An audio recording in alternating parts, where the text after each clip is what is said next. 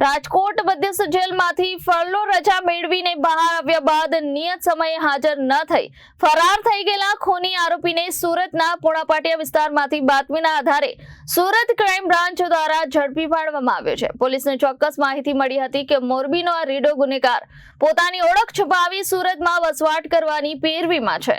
આ કેસની વિગત મુજબ આરોપી જાબીર પિલુડિયા મૂળ મોરબીનો રહેવાસી છે। 2020માં તેણે મોરબીના ગાંચી શેરી વિસ્તારમાં નજીવી બાબતે એક યુવકની ઘાતકી હત્યા કરી હતી। મોટરસાયકલ પાર્ક કરવા જેવી ક્ષુલ્લક બાબતે પડોશમાં રહેતા અનીસભાઈ સાથે તેનો ઝઘડો થયો હતો। આવેશમાં આવીને જાબીરે પોતાના પાસેના ચાકુ વડે અનીસભાઈ પર આડેધડ હુમલો કરી તેમને મોતને ઘાટ ઉતારી દીધા હતા। આ કેસમાં મોરબી સેશન્સ કોર્ટે ગુનાની ગંભીરતા જોતા 8 ઓગસ્ટ 2025ના રોજ આરોપીને આજીવન કેદની સજા અને 10,000 રૂપિયાનો દંડ ફટકાર્યો હતો। Bureau report Janadesh news.